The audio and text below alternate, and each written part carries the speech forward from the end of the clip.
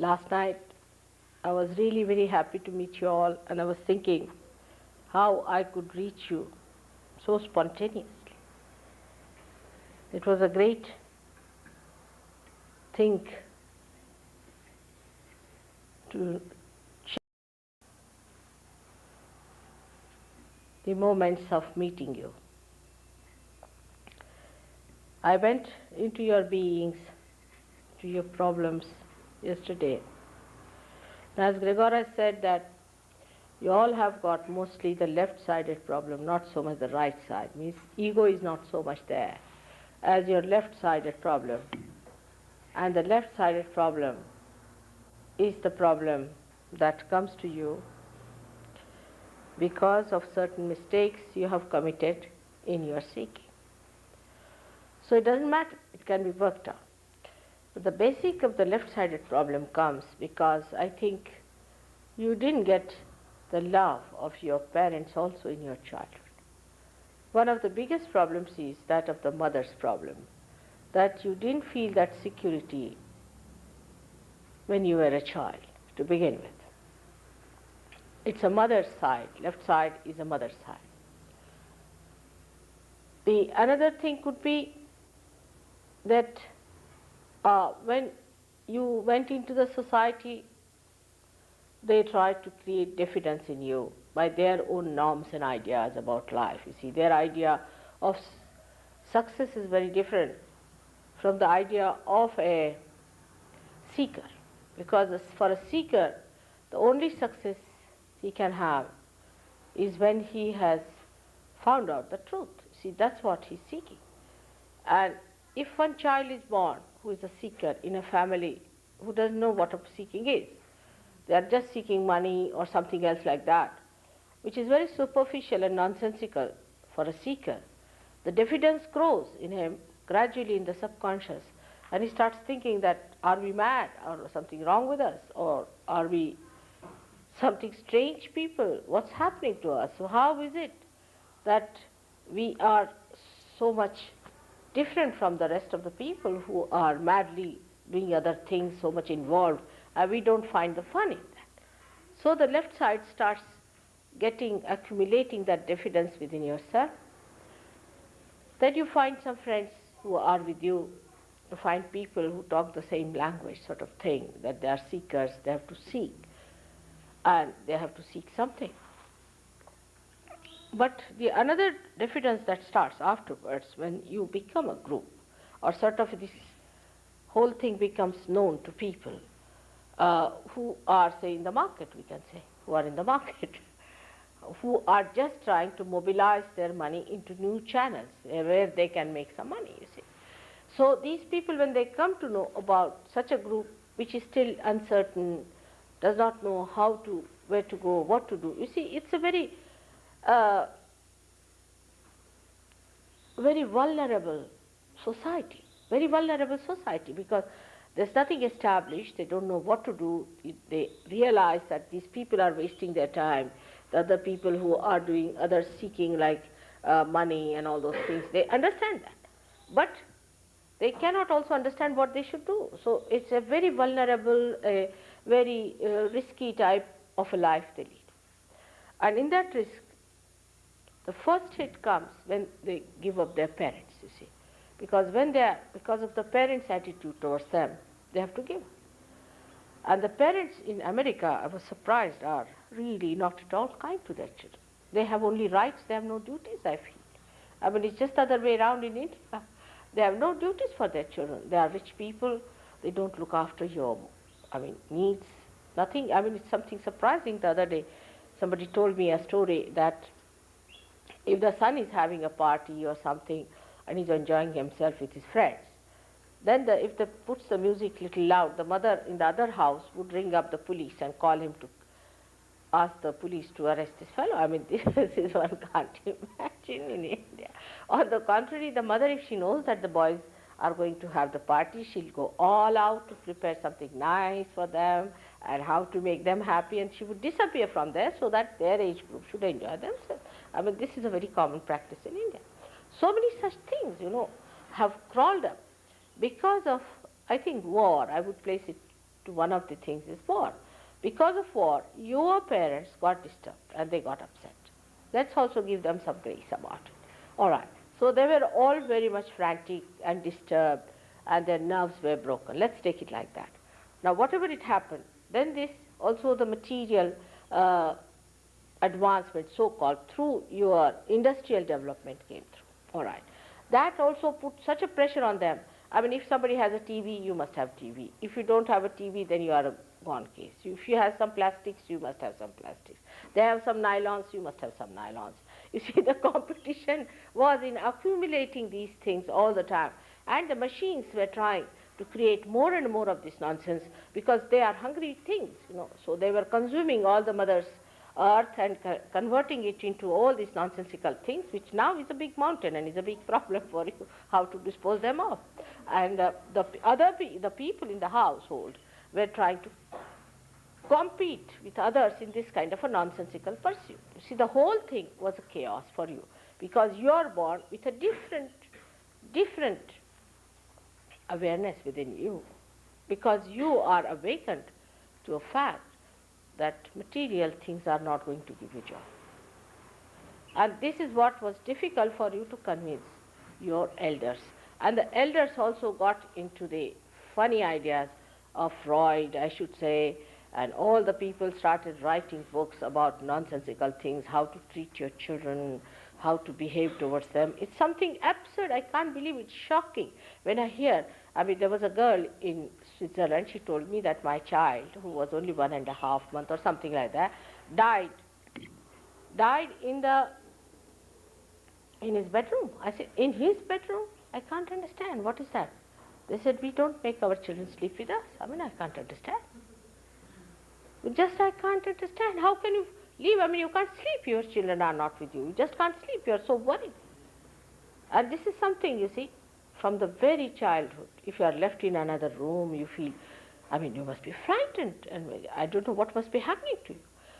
When I give you realization, I'm even worried about you. Now, what's going to happen to these children who have got realization? I have to leave somebody here to look after you, to consolidate it, to manage it, to make you grow. Otherwise, you may be frightened. It is so. With this, one feels very much disturbed. And whom to blame? You see, you cannot blame anyone. The whole thing we can say it was to be like this. So accept it as it is. But it has harmed you on the left-hand side. So to begin with, in your psyche, I would say the problem started from the time you were born. Now, you took your birth with your choice. You decided to be born to these parents. You thought them to be sane people. Maybe your mistake. And then you took your birth in this great country, which had also some greatness about it, no doubt, which I will tell you now what is the greatness of this country, is why you were born in this country. And then thirdly, that you had to live with your own nature. You could not take to the nature of other people. And the difference between the two, the gap was so great that you just couldn't manage it, you see. And you had to get out of it. And once you are out of your home, you are absolutely vulnerable to these people who are attacking you. Because you are not yet matured enough to face them, you are quite young, and you are suddenly attacked, your innocence is attacked.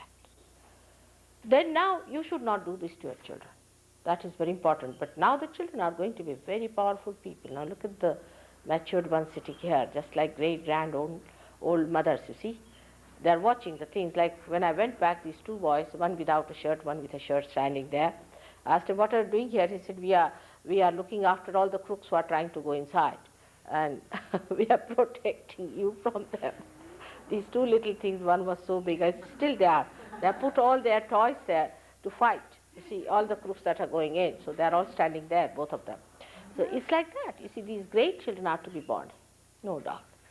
But in between is your generation, which is a very important generation for me, because you are the foundation of that great kingdom, the kingdom of God. So you are also very important. So the first thing you have to do, as I said, to say that, Mother, I am not guilty. Do not take anything upon yourself. Say that, Mother, I am not guilty. You don't blame yourself for anything. All right? First thing. Secondly is that the left side gives you a kind of a diffidence. It's such a vicious circle, you get a diffidence, all right? Because of diffidence, you do not get your realization, maybe. Even if you get your realization, you go little bit coming, little bit going, you see all the time, and you get more diffidence. Then the vicious circle starts. The diffidence again stops your feeling the vibrations. Again you get into diffidence. You start blaming yourself and hating yourself. Again it goes in a very bad vicious circle. So first and foremost thing for all of you is to have complete confidence into your faith that you have to seek something beyond. First say, this is the first faith you should have, that you have to seek something beyond, and whatever you were doing in this may be mistaken. Doesn't matter, but your aims were correct. Your aims were perfect and your aims were correct. All right. Now the second thing you have to know in yourself, that you are not all these things like the worldly things that you see, but you are the Spirit. You are the Spirit. Now believe that you are. Do not have diffidence because you have failed so far. Doesn't matter. Whatever has happened, ultimately if you find it, you find it. So second thing you have to know. Second thing you have to know that you are the Spirit. This is the second point, and I was gradually yesterday strengthening your left side, of which you are not aware. Perhaps you think that you are very egoistical. Some people think like that, and that this is the ego. But mostly this whatever ego you had is also finished, because the way they were bumping at it, you see, so it is hurt ego. And it may become a guilt within you. You say, oh, I should not have done this, I should not have done this, I should not have. No use worrying about these things. No use going back onto it. So because of this, you see, the left side, which is a very important side in Sahaja Yoga, is affected. And it starts right from the Swadhisthana, in the Swadhisthana chakra. As I told you that I am going to tell you about your chakras, but more relating to the left side. Left side, as Gregor has written a book, Advent, in which he describes it as the sin against the mother. And the right side, he says, the sin against the father. Not the mother who has given you the birth, but the Shakti, the primordial mother, the power of God's love. Sin against her is the left side, and sin against the father is the right side. So countries which are developing now, like India, you see, they are trying to develop into your style.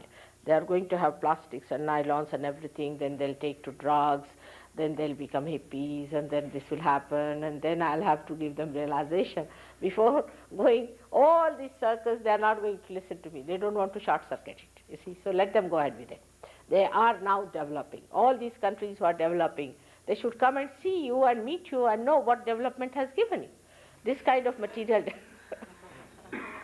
you are understanding this so well, but they will not. If you tell them that, they can't believe it. You will be surprised. When I go to India, I have to take nylon saris for them. Though we get very beautiful silks in India, they don't think there's much about it. You see, they think, why don't you bring some nylons for them? So this is what it is. You see, they don't understand. And this is the thing I told you, that the Kundalini is in India, but they are not awakened. You people have realized the value of matter. You people have realized that matter doesn't give you the joy. You have to go beyond it, especially nylons and plastic. At least this much you understand. But you go to any sophisticated Indian family, they'll give you food in stainless steel. Though they may have brass, they think that, oh, stainless steel is great, you see. All the rich people will take out their stainless steel. Even if they will have silver, they think stainless steel is great. Can you imagine? So this is the state in which they are, while you have reached that stage where you do realize the aesthetics of the matter, aesthetics of the matter, you understand. So you have in one side, on the right side, you have achieved quite a lot, I should say, and you should be confident on that style, at least that you understand the worthlessness of all these man-made things. That's something so great to achieve, that you want to have something that is God-made. Once you come to that point, you should also know that if you have to have realization, it cannot be man-made, it has to be God-made. Now the left side is important here, so I'll talk about left side, but you should not feel hurt about it because I have to point it out to you to understand the mistakes and the things which should not repeat it. But the right side mistakes are committed, as I told you, in the people who are developing. So I will mention you to do that part, what happens to the right side when we commit mistakes on the right side. What we do is we don't believe that there is God who is your Father. You forget that there is Father above you, and He is the one who is going to look after. So you don't have to worry so much about earning money by any crooked method or by any means without any values. To earn money, to be worried about money, to be worried about your well-being is absurd. Krishna has said, Yoga Kshema Vahamyaham. He said you get your yoga. If you get to your yoga, then you get your kshema, means your well-being. The other day somebody asked me what is the way to Lakshmi. It's first to get to your yoga. Why didn't he say kshema yoga? He said yoga kshema vahamyam. First yoga. First you get united with your divine force, and then your well-being is looked after. It is looked after. Even if I tell you the stories of that, you won't believe to what extent it looks after your kshema also. You don't become Mr. Ford, because that's madness. You become a person who is provided for, who is looked after, and who never feels the dearth that there is no money with you. That's what is kshema is, in which your health improves, material things improve, everything improves once you have got yoga, which is promised by Shri Krishna 6,000 years back. I am not saying something new, it was said about 6,000 years back. So you become a realized soul. By becoming realized soul, you realize that your Father, God Almighty, is the richest man in the whole world. He has everything. From where does it come? It comes from Him. Riches that we think are riches are not really riches. The one He gives you, the one He provides you, are miraculous. These are miraculous things. And when it happens, I'll give you one example for this. Like in London, you see, we didn't have any place for the boys to live in and girls to live in. They wanted to form an ashram. There was a lady who bought a place because she had sold her place. She bought a place, a dilapidated, a ruined place in Lambeth Vale. Of course, you'll be surprised that William Blake has said, because I laid the foundations there, and it was, he said it, that the foundations will be laid in Lambeth Vale. He said that England is going to become Jerusalem. And he said in Lambeth Vale the foundations will be laid. Imagine this, William Blake and his prophecies. I stayed first in Surrey Hills. He has written that the first beacons will be lit in Surrey Hills. Can you believe this man? How good he was in prophesying. Whatever it is. This ashram could only provide rooms for very few boys and girls, and a big problem for them. So they said, Mother, we have to have some more places to live in. What are we to do? I said, all right, now you pray for it. Just ask. And a boy came with an idea, we should form a co-op. So they were not willing to form a co-op. They said, Mother, it takes 10 years to get a nice place in co-op. It's useless. I said, if he says so, just go ahead. So they formed a co-op. Can you believe, within 1 month's time, they got a huge building with 15 large bedrooms and big halls and all that for them to stay, paying only £70 for the whole building in 1 week. Can you imagine? Then after a month, they got a huge, big, very, very big hotel with all things there, beds and linen and cutlery and crockery and everything that you could think of, paying only £70 per week for all such a huge big thing where about 25 people can easily live. And they have got halls and basements and this and that. We had 16 marriages on the Krishnashtami day. And all these newly married couples stayed in that hotel very nicely, paying nothing because you don't have to pay there. But these boys might have paid, I don't know what they did among themselves. But this is what it is. This is a kshema. And such a beautiful atmosphere in that place, everybody enjoying the pure knowledge and the pure love. Now we are on the left-hand side, and when I will discuss about the chakras, I'll be dealing, pertaining more to the left side and not to the right side, which is the side which we say is of material well-being, or say how do you get your physical well-being. You also get your physical well-being through this. Just raise it a little too. They can't quite hear. Can you see, all of you?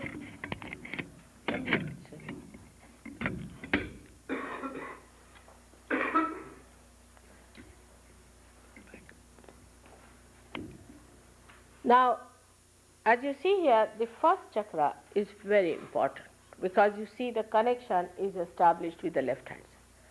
It's a very, very important center. It's the center of your innocence.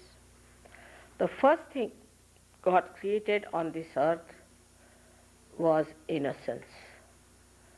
And this innocence is embodied in a deity whom we call as Shri Ganesha.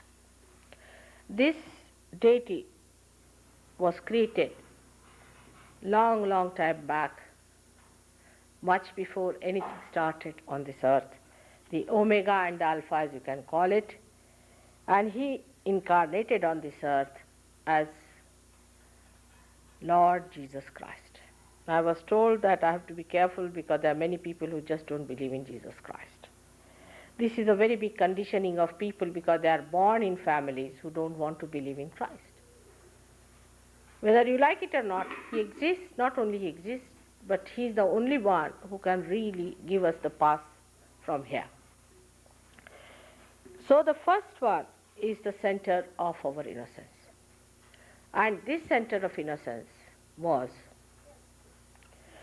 kept there at a position where it manifests in the growth, our pelvic plexus, which looks after the excretion of the body.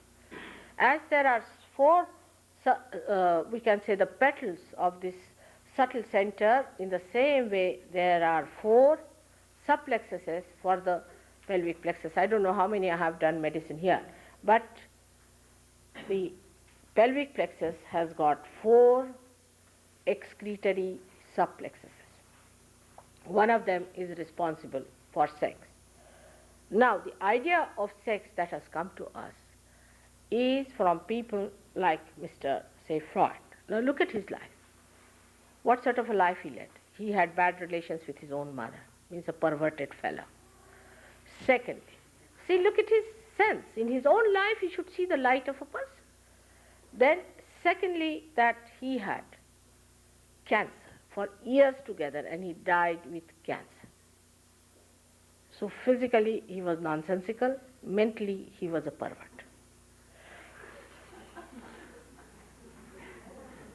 Yes, I mean you must see the person whom you try to follow, all right? So it's so logical. Now you see his life as it is. He taught you, oh, that if you try to condition yourself about sex, and if you marry someone and you are married to one person and then you are attached, it's conditioning of the society. But he was half-baked because you are not on your left side. See, if you say that what's wrong if I do this, what's wrong if I do that, what's wrong if I do that, if you go on like this, then you forget the other side, which is the ego. Which is the ego side. And then the ego side develops, and then you can become a mad person. Then your sex can be a problem. Today the sex of modern people is such a problem. We should face it. Perhaps you do not know that what a percentage of American young people are important today. They are important. The more you become important, a vicious circle is created, and to you, sex becomes so important that you think you have to become just a sex point. No more a human being, but a sex point. All the time you talk of sex, sex, sex, sex. What is the need? It is such a simple thing. Every animal knows, everyone knows, nobody is given education about it. In India, we never talk about it. We are producing much more children than you are producing here.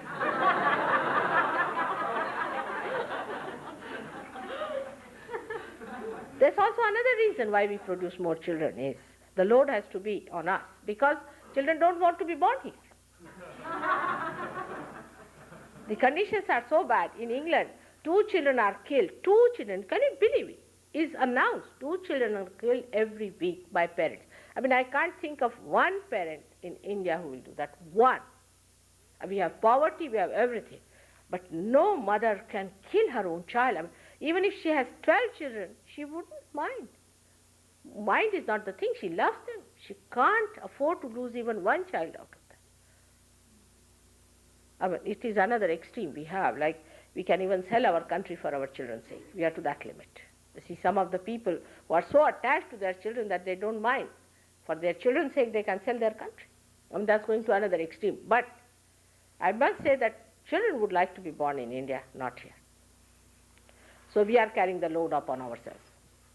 But the main thing is our sex ideas are really being conditioned by this so-called deconditioner. When they say do not condition yourself, actually they decondition you. They think, but they are conditioning you much more by saying do this, do that. You see, sex, you don't have to run away from that. You don't have to get out from that, not at all. But sane ideas must be developed about sex, and you have to lead a very good married life. Married life is the blessing of the goddess on you. It's a Grahalakshmi. The way you treat your women, the women treat you the way, I mean, it's a reaction. You see, the men treated them so shabbily, now the women are becoming mad here. I must say they are getting mad. You can't live without men. How can you live without them? It's impossible. If you think you can live without men, you are sadly mistaken. It's a wrong idea. You cannot. And men can't live without you. Now you might say there are people, I was amazed also, another amazing thing I heard was that 65% people in California are homosexual. It's something shocking, another thing it is. Because it's perversion. Now why it happens? I had a boy in New York who came to me, who was like a boy, he had mustaches, everything, was talking like a woman, you know. I said, what's wrong with this fellow? First I didn't understand, you know. Then they told me, mother, he's something like that, and this, that, and that. I said, all right. But actually he was possessed by a woman. He was possessed by a woman. I removed that possession, and he said, now I feel like a man, and he started walking in a different way altogether. He changed his gait and everything, and he was walking in a different way. Just imagine, it was just a possession of a woman on him. So he was behaving like a woman, and he was seeking a company of a man instead of a woman, which he should seek. That's a normal thing to do. And he became abnormal. Now when they became abnormal, nobody is there to protect it. Nobody is going to tell them that this is abnormal. This is nothing that you should say, this is sin, this is illegal. Nobody is going to listen to that. If you tell human beings this is wrong, they will sit on your head. They will never do it. Never tell them this is wrong. Tell them this is right. Go ahead with it. When they suffer, they will come back. This is the way our modern society is working towards you. All right, you want homosexuality? Permit it. You want killing? Permit it. Whatever you want, you do it. Well, they have a feeling behind them that once you allow them to do what they like, either they'll be finished completely once for all, headache is gone, or once they realize they'll come back to normalcy. I think this must be the basics for everybody not going into it and finding out that 65% people are suffering from such an absurd thing, which is not at all joy-giving. It's never joy-giving. It's just ego pampering. Because some women told me, mother, these men are so dominating and they are so horrid, and that's why we should not have anything to do with them. All right? And they try to push us here and there, and they try to harass us, so we have nothing to do with them. We'll have ladies together. I said, that's not the way. You should know how to handle them. They are very sweet. Oh, they are extremely sweet. You see, you should know how to handle them. They are like children, absolutely like children. But you have to be a real mother to understand them. They are so sweet, you can't imagine. They are extremely sweet and good people. Same about men, I would say, that the way they see the women are sort of dominating them and all that. There are ways of handling the women of that kind also. You can manage that. You see, you have forgotten the sweet methods of romance. You see, now the romance depends on the wig you wear. If a woman is wearing a particular type of a wig, the man falls in love. She changes the wig, the love is finished. These kind of artificial ideas, if you have about your relationship with each other, if it is the hair you like, if it is the eyes you like and all that, it will not last. But the feeling that we belong to each other, just we belong to each other and we have to love each other. Then you don't see these defects in each other, you don't find these problems, not at all. I mean, you need not be with your husband all the time, but you enjoy the separation. And then you enjoy also the meeting. It's not that if you are away from him, then you are bored stiff, not at all. It's a very sweet thing that happens to you and can happen to all of you when you are realized. Once you are realized, you come to such a normal position that the whole thing normalizes, you see, because that's an absolute point. That's the thing that takes away all your imbalances, all your problems, and you really know what is love, what is enjoyment. This Gregor is the one who came here, did all kinds of nonsensical things here, you know. The day he was telling to me the other day that, Mother, you are the master of putting all the pieces together in a very nice integrated manner. And it's true that it is the spirit in you, God does that. It just brings back everything that's all looking so ugly and so disintegrated into one beautiful form. And all the romances that you have heard of, now he is such a romance for his wife, you know, he's so romantic that nobody can believe that he's a modern man. A modern man is not supposed to be romantic about his wife. He can be romantic about anybody else's wife, but not his own.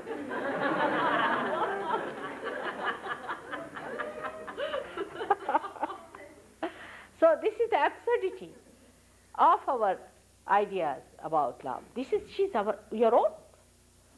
Why not enjoy your own things instead of enjoying somebody else's things? Like in India, you see, supposing you get an Indian, he may be a thug, he may come to your house and run away with your things, you know, may run away with all your things that you have, can't do it. But if you get another one, a Western man in the house, he'll run away with your wife only. You don't know what he will do. He'll talk very sweetly and run away with a wife. And he will think, oh, I've done such a great thing, she loves me, and he is not bothered as to the whole system of the family is finished, the whole thing is finished. Like we had one boy, a journalist, who was 26-year-old, and his friend was 24-year-old, and he invited the friend to his house. The mother was 48-year-old, and she ran away with the friend. And 4 children were left behind, and her father didn't know what to do. She had a divorce, and she got the house divided. The children are thrown to places. I mean, this is absurd. How can you do it? And she came to me, oh, I'm in love with him, Mother. I said, this little boy who is younger to your son, how can you be in love? Are you mad? You must be mad to believe in such a thing. And the fellow was interested in her money, perhaps, maybe. I don't know what he was interested, but they were in love, supposed to be in love. I don't know what sort of a love is this one. See, how can you be in love with your great-grandchildren? It's absurd. You know, this is so absurd. You see these 80-year-old people trying to copy with you, going in a pub and dancing like you with the shaking hands and everything shaking and collapsing next moment. What is there to compete with these young children? You are grown up, you are matured, you are sensible, you are sane, enjoy them. It's a funny thing, you see, in these modernity we have gone very much away from reality. That's why we are away from joy and enjoyment. All right, so this is it, that sex, it is to be used for its right purpose and to be used at its right point, means at the Muladhara. Christ said one thing. He said, it is written, thou shalt not commit adultery. I say, thou shalt not have adulterous eyes, because he knew this would happen, and he is placed at that point where he controls the eyes. Nowadays we have started doing sex with our eyes, this flirting business. What do you get out of it? Looking at this girl, looking at that girl, looking at this girl, that girl, what are you getting? Your eyes are ruined, your attention is ruined, you are finished and fagged out. And by the time you have seen 20 girls, you sit down and say, ah. This is the best way to age. And then you go to beauty clinics and try to look younger. See, what is the need to look at these girls like this? They are all your sisters. Have purity in your heart. There is no need to waste your attention so much. There is no need to waste your attention. For an Indian would be looking at the things and you will be looking at the women or the men. You finish your choice at a point. You finish it and enjoy it. Even in guru shopping you do the same thing. You have come to me now, I have told you the truth. But tomorrow another guru comes in, let's go and have a look. If you have that kind of a frivolous idea about yourself, Sahaja Yoga is not going to work out in you. You have to settle down with it. You have to work it out. Your spirit is to be completely uncovered and is to be brought into complete consciousness of yours. You should really become the master. Unless and until you are master, you should not give in. And don't go to these people just to look at them, because you spoil your attention.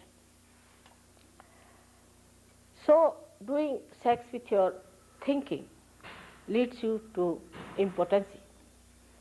If you have to eat food with your mouth, you start eating with your nose, the mouth will be finished because it's frozen, and the nose will be finished too, and you won't be eating either. Whatever things have to do, whatever ways, you should allow that organ to work out that thing. So that's why the spontaneity in sex is lost. You think about it, plan about. How can you plan? I just can't understand. You plan about everything that is so spontaneous. And that's why there is such a problem. And people talk here as if sex is something out of the blue. It is just there, it exists, and you don't have to learn about it. It is all there, and to talk about it also is not necessary. It is your own private. It's absolutely private and sacred thing between you and your wife. That's all. Nothing beyond, nothing before. It's a very sacred thing. The more sacred it is, the more you enjoy it. I have known people in India who are 90 years of age and still very potent. One gentleman came to tell me that, mother, my wife has died and I'm still, I don't know. I said, it's all right. He said, how do you manage? I told him, how do you manage? He said, I'm living in her separation, I'm living. That's how they live. And they manage themselves. While here the people at a very young age just become exhausted and finished. So we have to understand that in Sahaja Yoga, you try, it will work out. It works out also. Gradually your attention will be stationed. You will be very much in the center and you will develop your innocence in such a beautiful manner. You get back your innocence in such. Can you believe it? Completely become so innocent and so simple that you are amazed at yourself. Your innocence is there as far as money is concerned, no doubt. Still you are intact on that point. On that point, Indians are not. You are innocent as far as material things are concerned. For example, you don't mind giving all the money to these horrible gurus as long as you get your realization. But there, I think, innocence is not stupidity. How can you give money for your realization? I mean, it's a simple thing, you must understand. You cannot pay money for your realization. One thing you must understand. Anybody who says, now I've got vibration, some people go to someone and feel heated up. Then they go on feeling heated up more and more and more. This heat is coming from that man and is going to increase your heat all the time. And it is going to increase and increase and increase, and your chakras are going to be ruined completely by this fellow. It has to be reduced, it has to come to the cooling point, and you must feel the cooling point. If you cannot feel the cooling point, then you must know that this man is absolutely wrong. Heat is not the sign of cleansing. When you are feeling heat here now, for example, it is because the cleansing is taking place. Once the cleansing is over, the cool breeze must blow in and you must feel the cool breeze. Now some people might feel absolutely cold, just like frozen. That's also not a good sign. That means you are left-sided. Some of you may feel that kind of a thing. It's not the feeling, the cold is the point, it's the feeling, the cool breeze. It's a breeze-like feeling that you get from my photograph also will get. That's the way you have to judge yourself. You judge yourself, establish yourself, keep your chakras clean, and you'll be amazed how you become a master of the whole art. You will be able to give realization, each one of you, to thousands of people. So now in the second chakra when we come, is I would say is the chakra of your seeking. We call that as the second chakra because the third chakra comes out of it. Is the chakra in which you seek. It starts from very, very beginning. When you were a human being, you did not realize that you came to this stage in thousands and thousands and thousands of years. First of all, as any animal, what you do is to seek God in food. You just seek food. You are seeking food, you want to eat. The whole thing is at Nabi level, is at this point where you are just seeking the food, how to nourish yourself, how to look after yourself. The second seeking later on starts, some of the animals start becoming more alert by understanding that you have to be more intelligent. So they start seeking in power. They want to empower other animals and try to overcome them so that they can eat them, so they seek in power. Then the seeking goes even subtler and subtler, that they start seeking in money. As in human beings start seeking in money, in possessions and things. Animals don't have possessions, thank God. Because possessions means headache. You have to have insurance, you have to have this, you have to have that. So the human beings start getting the possessions and all these things, and they start going into this seeking. But the last and foremost seeking is of the very evolved is the seeking of the spirit, the seeking of God. This is the real thing that should happen to us when you are at that point of maturity. Then this happening takes place. Now, the other center that is coming out of that one is actually, it's not shown here, but it comes out of that, is the center called as of Swadhisthana, is the center by which you think, you organize for the future, you think, you organize for the future, you work out your action through it. Like we think all the time. What we do is nothing but think. Planning is such a curse that we don't do anything about it. We just plan and keep it in the book. Or we have planned it. They think we have planned it, it's done already. It's not so. Now this thinking gives us a realm of future into which we enter in. When we start thinking, we do not know how we imbalance ourselves. In this area resides the principle of the primordial masters, as Gregor has told you. Now when you start thinking, this center, the one you see, the yellow colored center, transforms the fat from your stomach for the use of your brain. Now people are so much against fat these days that it would be really dangerous to talk for it. Now, from where are you to get the replacement of your brain cells? Tell me, if you are not going to consume any fat. As it is, your livers are out, so whatever fat you take any amount of fat, you will not have any weight. Try. Because that fat is the reserve for your brain which thinks all the time. You have to, do you know that this brain is made of fat cells? Do you know this or not? Is nothing but fat cells. In Sanskrit, is called as med. And the whole thing is called as med, even the brain. Even your nerves are made of the fat cells. Now when you don't take it, any form of fat whatsoever, I'm told that lots of butter is lying here wasted. When I say I don't say you ate the mountain of it. No. What I'm saying, if you don't take at all any fat, then what you do is to make your body starve for the fat that is needed for one of the purposes is the brain and for your nerves. If you don't take fat in the body, you will be a nervous person.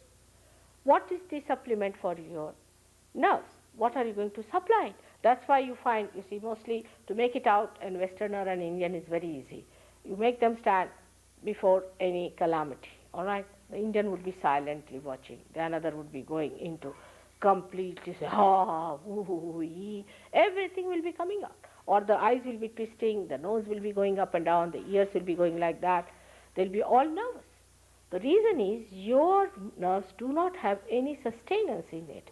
That's lost because you just don't take any fat. Take little bit. I'm not saying the mountains. You see, if I say something, you may jump into the mountain of fat. That's not the point. But just to avoid completely the fat is a wrong idea, creates an imbalance. Now this poor center has to do double job. Firstly, it has to supply the fat to the brain. Secondly, it has to look after your liver on the right hand side. When it moves to the left hand side, your pancreas, your spleen, your kidneys and uterus. Can you imagine? All these things this poor thing has to do. Now if you are thinking all the time, then it is trying to find out all the fat globules it can get from everywhere to supply in the brain. All right. And if it does not get that, then it is a dangerous thing. But even if it gets it, then it is creating a problem for the other organs which it has to look after. That's how people get diabetes. You don't get diabetes because you eat sugar. It's a wrong idea altogether. I don't know from why the doctors have started this kind of a thing. For example, in India, people take sugars, at least half a kilo of sugar per day in the villages, at least minimum. They eat more sugar than they eat rice. Take it from me. But nobody has diabetes. Why? Because they don't think.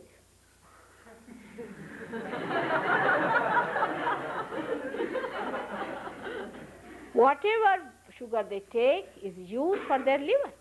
Now, if you do not give your liver any sugar, now ask anyone how the liver acts. Liver is the one that takes out all your poison. Now, this poison is to be taken out of the liver by water. Now, if you take the water and drink on top of that, what happens? That the hydrogen becomes heavier. I mean, there's H3 added to it, and the whole system of H2O, which has to be neutral, becomes like this, and you can't receive any heat into it. So the whole heat, which is the poison, accumulates in the liver. You get all kinds of liver problems, all kinds of liver problems. Practically, most of the Western people have liver problems, but they don't know it till they discover it. Till they are absolutely on the verge of something very fatal, they do not discover about liver. Now this hydrogen, which pulls it down, you see, becomes like an arrow, doesn't receive anything from the liver, the heat. And such a person never gets any temperature. Even cancer acts the same way. In cancer also, the H goes down very much, though it's a left-sided problem, which I'll tell you. But same thing happens, that the heat of the body cannot be taken out by water. So the water becomes a heavy water, you can say. But after realization, the hydrogen goes up like that, and you receive all the heat. And people who have bad liver feel terrible heat on the right-hand side. Now you have to take carbohydrates to neutralize that heat. You have to take carbohydrates. Now if you don't like sugar, eat rice.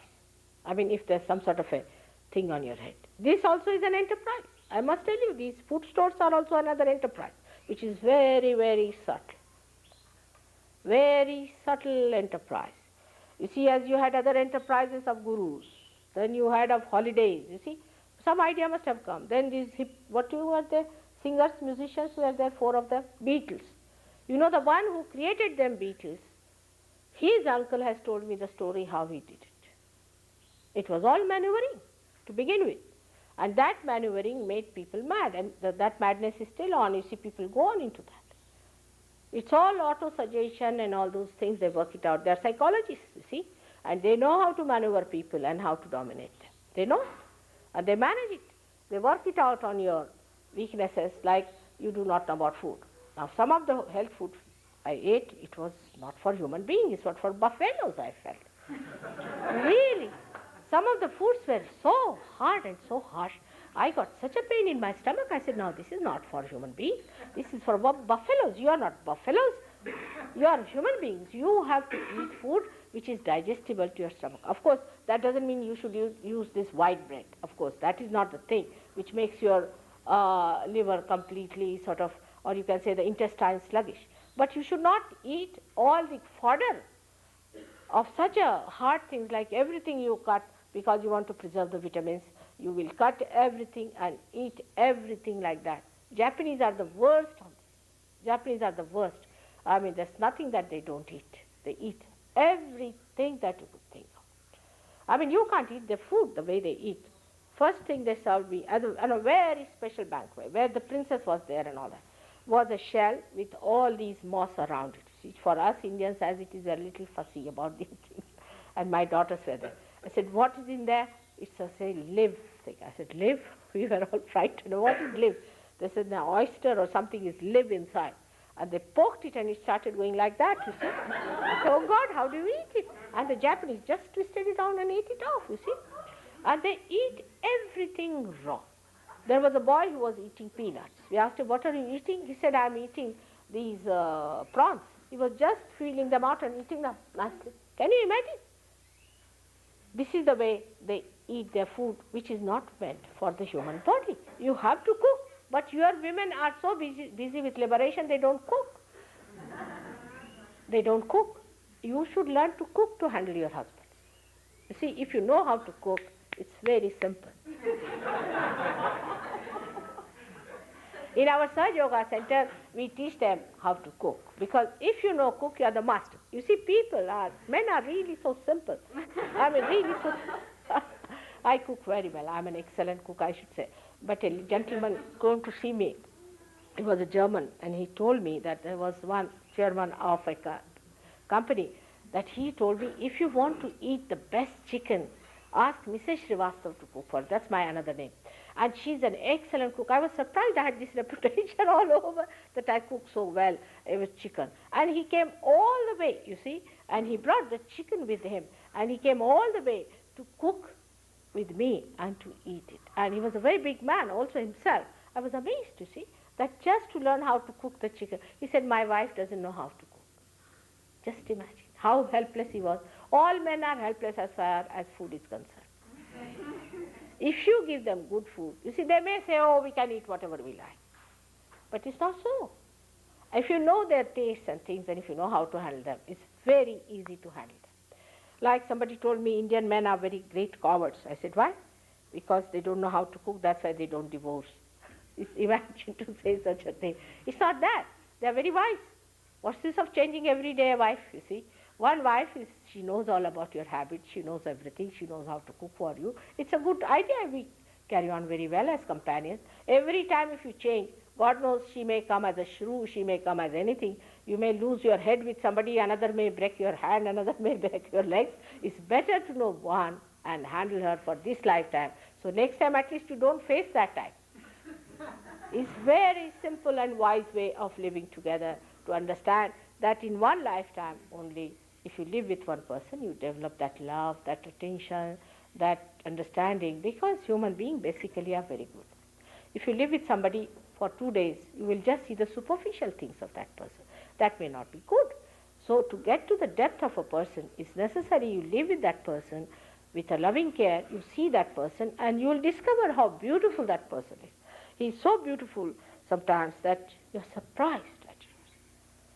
The other day, I had to go for something to a hospital. I mean, I never go to a hospital, but something happened and doctors were after my life, you must do this, you must do that.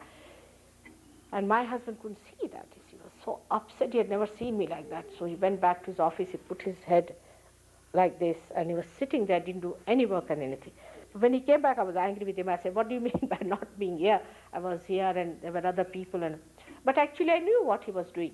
So I went and told him, I know you ran away, you coward, you couldn't stand there. He said, it's true, I couldn't see it. And then his secretary told me, oh boy, he was horrid. He wouldn't talk to me, he wouldn't allow me to do anything. That's what happened. So to understand a man, it's such a great thing to love. I don't know if you realize that. It's such a great thing to love, to give. It's much greater than to have. Giving, I don't know if you have tried or not. All my life I've done nothing but giving. And I think I feel so happy about it. The real source of happiness lies in giving only, not in taking, I tell you. It's such a great thing to give. Give, give, give. And you'll be amazed you have no dearth of anything. That is what one has to understand. But to think about what things I should preserve, what things I should give, what is there to think? If somebody likes to have it, doesn't matter. It works out. Now, the second center is also of the Lakshmi center, because you asked me how to get the Lakshmi. Now, this is the center of Lakshmi, because Lakshmi is the deity of the center, and the deity actually who is the male side of it is the one who is the kinetic side. The power is the potential side and the kinetic side is the male side. So Lakshmi is the power of Narayana. Narayana is the deity whom you call as Vishnu. That's why Vishnu only incarnates. Because he comes for our seeking, he incarnates to give us our higher awareness. Always the Vishnu incarnates, or the aspects of Vishnu incarnate. And that's how we have been evolving one after another. For example, when Noah's Ark was built, it was Vishnu who came in the form of a dolphin, fish, and saved that Noah's Ark. And that's how we were saved. Then a tortoise form it came in, to make the fishes come to the shore and start crawling on the Mother Earth. Like that, a leader is always born, and that leader is the aspect of God, is the incarnation. Now, many will say we don't believe in it. So many are like that. We don't believe in this, don't believe in that, don't believe in that. We believe in this and believe in this. Now, how can you say that? First of all, know that you say this because you are conditioned for something. You have a fixation. When you say I believe in it, or you say I don't believe in it, you have not reached your absolute awareness, have you? How can you judge? You cannot judge. So you have to become that. Once you become that, you just put your hands and ask the question, was Vishnu an incarnation? Was it the aspect of incarnation that gives us our realization? You will start getting more breeze, and then you will know that it is so. But this fact about Vishnu, that he exists, you will only know after your realization. When you raise the Kundalini, and if the Kundalini stops at this point of Nabhi, then you have to take his name. If you don't take his name, it won't rise. That's why the mantra is a very big science, to know first of all how the Kundalini is moving. You can say the mantra is like, to give it very gross example, is like a toll that you pay at every point.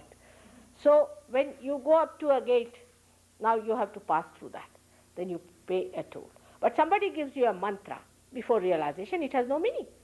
Because you have not started moving as yet. If your car has not started moving as yet, how can you pay the toll? Whom are you paying the toll? You are just paying the toll to the guru, who is nonsensical.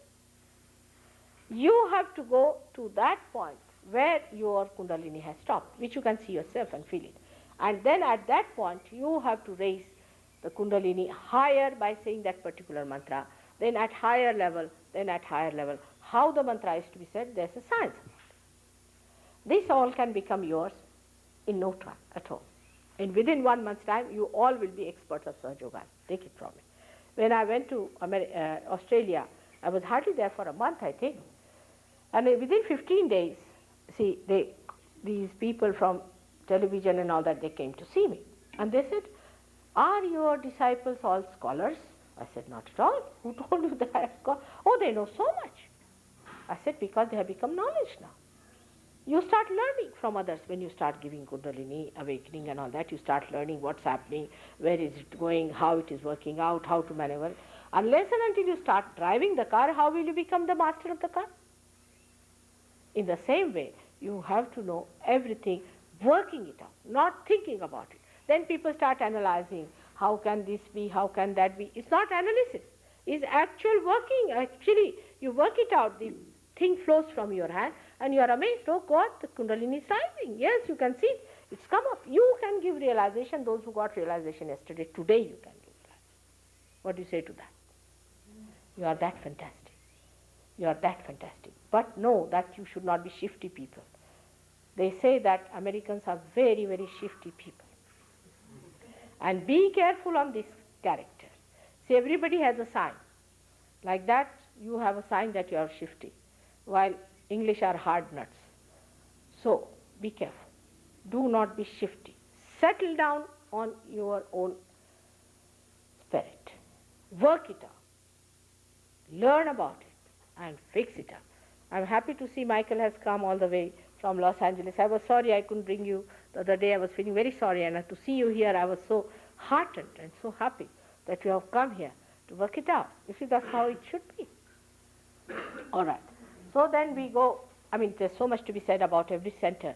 And you know that I have given at least 500 lectures in London alone, and there are tapes of my lectures is available. I mean, we don't make any profits as usual, but you must not also exploit us by taking the free tapes. You should pay for the tape itself, all right, the price of the tapes, and you can get the tapes from these people.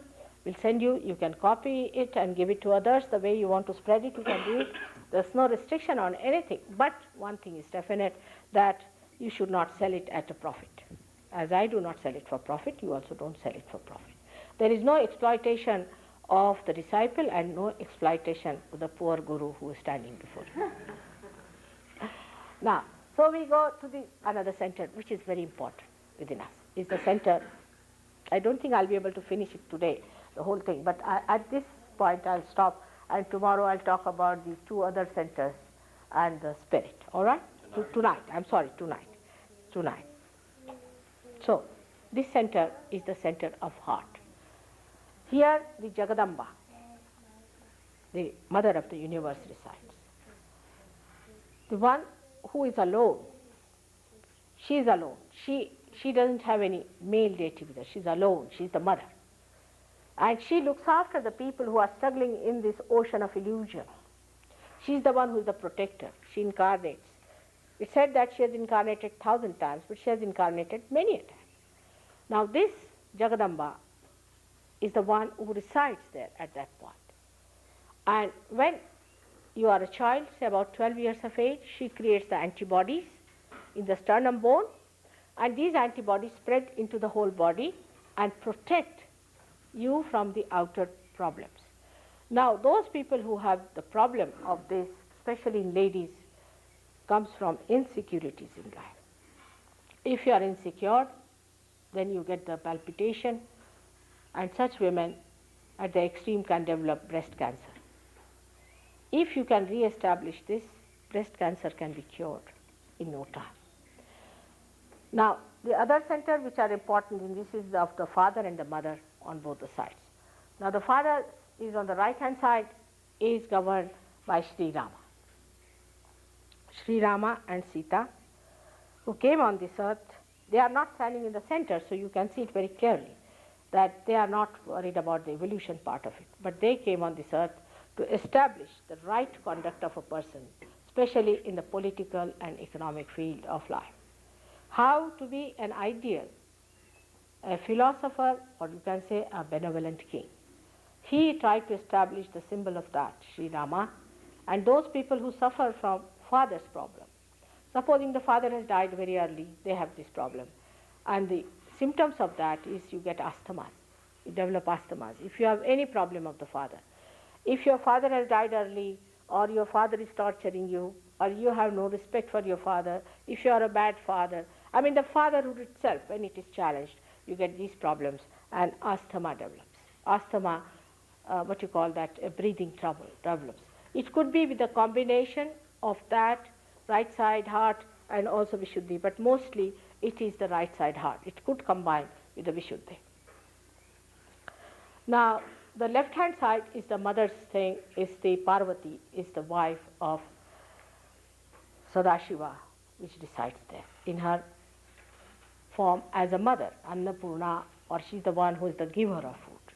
She gives you food. When she is in you, you find that if you cook for 2 people, it will last for as many as who want to eat there. It's like that. This is the deity that comes when it is awakened, it works out.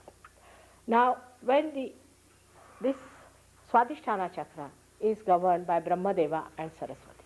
Those who are students, for them it is essential to get this, because they are the gods and goddesses of your arts like music, dancing, and all those things.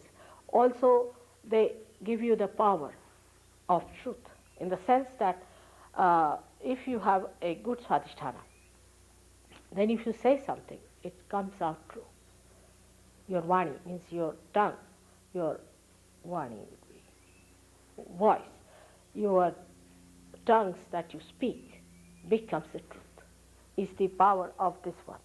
With the Lakshmi Tattva, as I told you, you get your affluence. Wherever you go, you bring affluence. You go to any house, people get affluence. You touch anything, people become better off. All the problems go out. And if you have problems on this, whatever you may try, you will never get rich. It will be always be a problem, and you will have sort of losses and things like that.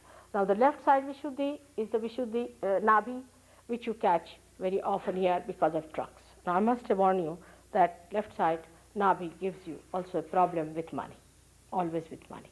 Because if you have got left side problem, the Lakshmi just disappears. She just disappears. If you go more onto the left hand side, it is even worse.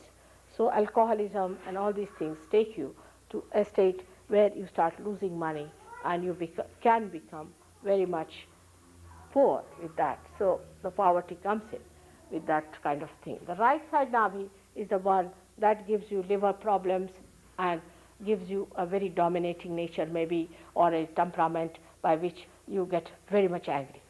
Left side Nabhi has another very serious problem, which is a very serious one, where if your spleen gets affected, for example, people who are very jerky type, they have having their food, then they are running to the work. This can happen to the people who are right-sided also, because they are very speedy people, they are working, and then they want to eat the food at the same time, think about something, they will attend to many things at the same time. And this spleen has to look after all the emergencies and has to supply the blood cells. Because of this kind of a frantic temperament of the person, what happens, the spleen becomes frantic, and then the serious disease like blood cancer comes in. Moreover, this is nothing, because there is an antichrist who has come in this country, settled down here. He's a regular 666 who gives you also blood cancer. So it's a very serious thing, and all these things only takes place when you are not aware of it, you do not know. It can be cured completely with Sahaja Yoga, no doubt. It can be cured by your Kundalini awakening. That's the only way you can cure Sahaja Yoga. There's no other way out. But you have to first of all know how to manage your Kundalini, how to raise it. But the first thing you have to do is to give up some of your fixations you have, because it's a new venue you are entering into. And like any scientist, you should keep yourself open, absolutely open, and see for yourself and know for yourself that you have to understand everything in such a way that it should be logical. It should be logical, and through your vibratory awareness, not by your thinking. First you understand it, and logically you will see it is true. So it is you who judge yourself, it is you who understand everything, it is you who grow, and it is you, the one who grows, sees also things. So I leave it to you, all these things to happen to you in your own wisdom and in your own freedom. All these things should be done. But just now I won't say don't do this and don't do that. You will just give up just like that.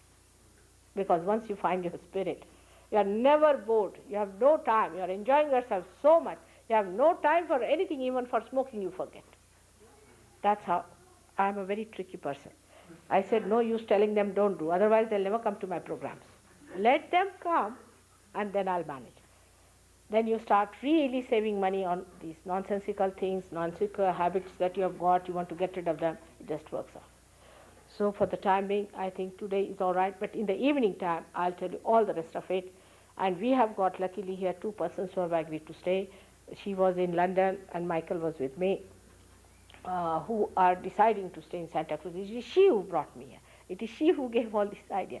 And it is now her responsibility to see that you are put onto the right path, and that without challenging your ego, she should do it, because it can be dangerous also. So, because she is one of you, so you may not like it, her telling you something, so don't mind. You will become like her also. Don't feel that there's something aggressive about her. That is very important, because with me it's all right, because first of all I'm a mother, and also I'm something different. But for her, you will think she's just like you. So doesn't matter. You will become like her, and you can also give realization to many. Thank you very much. So any questions? I'll answer them.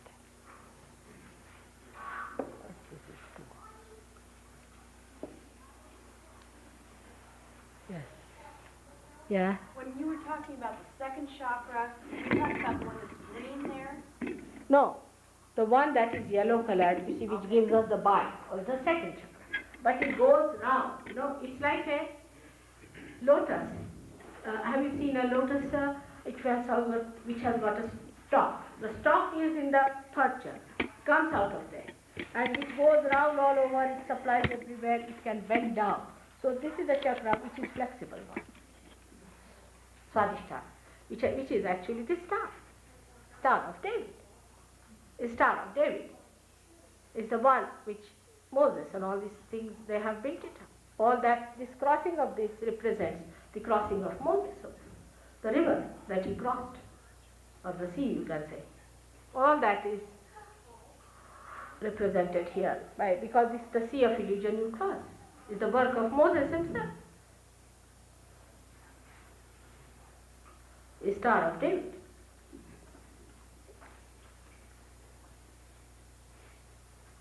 Yes. Will you explain the difference between self-consciousness and self-realization? The difference between self-consciousness and self-realization. I don't know what is self-consciousness, but self-realization and self-knowledge is the same. But self-consciousness, what I learned, my own Indian English, I would say, is that you are very conscious of yourself, that you are very particular about your body, and you are, there's another word for that in English language, is that vanity? Something. That's different. Self-knowledge, Atma Bodha, knowledge of the self. One by one, all right. Just one here, one there, then. All right? Huh? Last night I went home. I was here last night, and I went home and did as you told me to do. And I went to bed to go to sleep, and it was terrifying. Why? What happened? Well, I was having nightmares. Yes, you may. In the first day you may have. Because, you see, there are spirits around and they will try to dissuade you. Well, what came was an image of my mother, and she was killing herself. Your mother? Yeah. It can be anything. You see, what happens sometimes when you sleep, I mean, you must have had, first of all, a very deep sleep. That's one thing happens. But when you come out of that sleep, sometimes you pass through your subconscious area in the beginning. And the impressions that you have had in your sushupti, which is the deeper sleep, are not there. But you just remember what you have seen in your present subconscious mind, see? And you touch that. But afterwards you get rid of it, no problem. It happens. Also, I want to ask you a question about, you said last night about drinking, and when people become alcoholics, are they possessed by negative forces? They could be, very much. Okay. Because they go to the left side. You see, if you drink, you go to the left side. You are in a vulnerable state then, because you enter into an area which is unknown to you, is the collective subconscious. And people can attack you, see, which is possible. Like Michael himself will tell you, he was, after realization, he started seeing them the way they were there. He could see them. And then he could fight them better, because if you become something else, you can fight them better. Otherwise they are in you. Till you become mad, you don't know they are there. Also, is that passed on from mother to child? Very much. Very much. Very much, no doubt. You see, you share them even from your friends sometimes. That's what people don't know when they deal with other psyches and things like that. They don't know that there is a way of protecting yourself from this. You have to protect. It's very subtle. They are just like diseases. They spread and they can attack you. They can get into you. It's very simple. It happens. Like I'll tell you, he and his wife, now they just announced their marriage, and she has been to some clairvoyances and all that. They were all in her, she didn't know, she got the realization all right. The day the marriage was announced, they couldn't bear it, that happiness of his wife, you see, so they all came back on her. And she got so possessed, she started looking like a man, talking like a man. It was a big problem. They had to come to London to get it all right. Yes, they are there. You can find it out. No difficulty. We know the method of doing it, all right? So just don't worry. It will all. Yeah, one by one. Now, Yes. this gentleman, what have you to say? Yesterday you talked about your body as the temple of God, and I'm noticing that you're drinking Coca-Cola. I'd like you to comment on what is it that you like about It's Coca-Cola? perfectly all right with me. I can even take poison. No problem. You don't compare yourself with me, all right? I have to take poison also. I have to do all these things. So don't compare yourself with me. But this Coca-Cola is not so bad as people talk, I can tell you. It used to be very bad before that they were making about, say, 2 years back. I couldn't take that. But there's nothing wrong with it. I think it's sort of also I feel, I don't know, but maybe some sort of enmity is sort of an enmity that it is very popular. Maybe people are trying to say something. Because nothing goes wrong with me when I take it. If it was poison, I would know it's poison. But there's nothing so wrong with it. Because you see, I don't know, whatever they give me, I drink. I don't mind. But of course, not the alcohol. Even if I take alcohol, nothing will happen to me, but I would not take it. Because I don't need it at all. I'm already in the spirits. I don't need it. But now with I don't think there's wrong in this Coca-Cola. It used to be bad once upon a time, I would say about a year back or so. I never liked it. But now I don't mind because something they had it in it is they have removed. There was some sort of Too funny. expensive to put cocaine in it now. Now I don't think they put any cocaine. Oh, they must be putting cocaine. They used to. Now this is it, all right? So there's nothing wrong with it. It's a commercial. Yeah. They must. Yes. Now how many questions? The fellow there, yes. No, this one is first of all Which with one? specs, because Okay. I told you. I was wondering, how is it best to cook the seeds of delusion, or will the Kundalini take care of that on its own? How is it? How do you get rid of the seeds of delusion? Yes. He says how to get rid of the seeds of delusion. Will Kundalini look after that? Of course. That's what I'm saying. Once the light comes in, that all goes out. The darkness goes out. You will be amazed. Yes, it's true. Yes. Now what's it, Michael? Now you have asked me so many questions before. Still on, huh? Let the others ask. Now what is it? You can come home and ask me now. What Yes. is it? Yes? Yeah, Mataji, so you manifest yourself in dreams? Pardon? Does she manifest herself in dreams? To you? No, that Mataji manifests herself in dreams. Do you manifest yourself in dreams? She understood. I don't know what I should say. I do so many things I cannot confess them to you. I'm sorry. It has to be done. What to do? There's some way of communicating. Your television wouldn't take me on.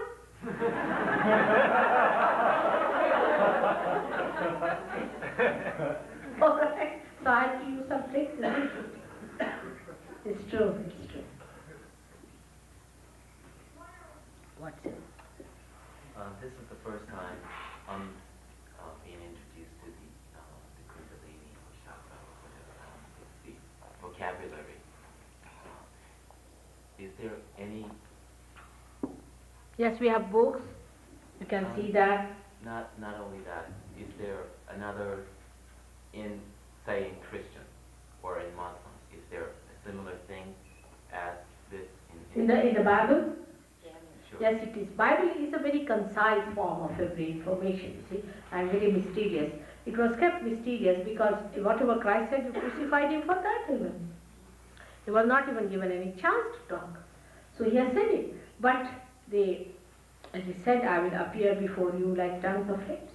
He said also the tree of fire. But only one word, tree of, now you better find out about it. That's what it meant. All right? So many things that Christ has said, you will see that in your ascent. You will find it. It's all there. The Alpha and Omega, everything that he said is helpful. Even his mantra we use, Lord's Prayer is used for opening this center. If nobody has any other question, I have another one. But someone has there. Oh. Let's have. Now who is the person? You two. I have a question.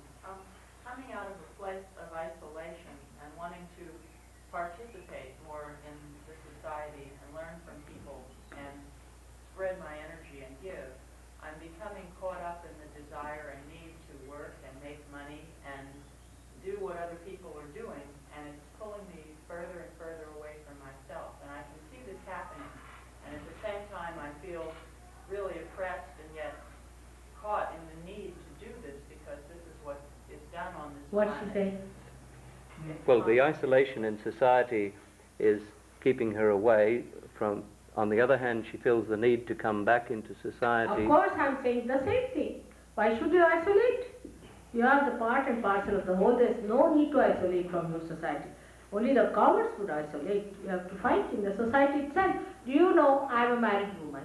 I've got my grandchildren. I've got my husband. On the other side, I'm very busy. Extremely busy. This time I went from New York, halfway I did my work, then went to New York because my husband was having a very big reception, and I shook hands with 680 people standing in the doorway. Then I was back again in New York doing my work. So I'm earning my living by doing all shake hands. I find it exhausting I get exhausted. Before realization, it is not after. You see, because before realization you are not integrated. After realization, what happens? Your spirit is the one that fulfills all your needs of your vitality and everything. We'll tell you how to feed that, alright? You will never be exhausted. It's an inexhaustible force that is running in. Yes, Masha? In your path, how does realization happen? Are you a Shaktipat? What is it? Do you transmit energy? In your path, how does realization happen? Are you Shaktipat? You see, if you ask these questions, I'll have to tell you something, which I do not know if I should tell you. Because in fact, one has to learn that whatever people try to tell, they were murdered and killed and also crucified. But I'm doing something great, must be. Must be something about me also. Better you discover it yourself. Because if I tell you, then first of all, it may, that you may shun me. And it could be quite different. But let me appear before you as you are. I'm just like you, for example, for the time, alright? But must be something about me, isn't it? Has to be. But it's better that we are congenial to each other and understand each other at the same level, alright? Do you do that at the end of the program? What's it? You do. Do you do it at the end of the program? Yes. Yes, but don't call it by any name, alright? Otherwise, it could be compared with other things. Like people have started doing Shaktipat. Any Big Tom and Harry is doing that. Yes. My energy has changed completely since last night. I just felt really light and weightless. And almost as if my body could just disappear entirely. Almost an ability to be invisible. And when I was being attacked, I couldn't feel it enter my body the way that energy would have come in before. What did she say? Well, she's just describing her experience since realization last night, that she feels very light, that she feels that any attack she can be shunning off. But in any case, we'll tell you how to avoid any more problems, alright? How to get out of your house completely protected, and how to put your attention on your spirit, because that will give you dynamic powers. I mean, dynamic powers. Absolutely dynamic. You don't have to become recluses, nothing. You are not going to be frightened of anyone. Yes? Mataji, I've been hitchhiking around the country since 1969 and sort of being a sadhu, self-made sadhu. And I feel like I don't belong to the nationalistic countries and nations, and I feel like a prisoner here. I see. And I would like to know if there's anywhere on the face of this earth that people can live in freedom from the nations, if we do not choose to live the way that society lives. Well, he's been a self-made sadhu wandering through the US, and he doesn't feel part of this society. He wants to know, is there anywhere in the world where you can feel a part of society? No, I don't want to be a part My of it. child. No? I Sorry? agree Sorry, with just a moment. you that you feel that way, you see, because of certain things which alienate you. No doubt, I understand that point very well. But you'll be amazed when you will see that in this society only, we are going to create a new society. How can you leave your brothers and sisters? And I can tell you to come to India. All right, you come along. We will have some place in India also for all of you to come down and stay there. But who is going to look after the people here? Now in London we are having good sahajayogies, and Tracy would have been very happy to be there. But I told her, what about the people in Santa Cruz? And you'll be amazed. It will be all changed. The same people, you'll find them great. Same people, they are all very great. You have to just discover. Tonight I will tell you about America, how great it is. All right? Tonight. If I was not aware of its greatness, I would not have come to this country. Why should I come?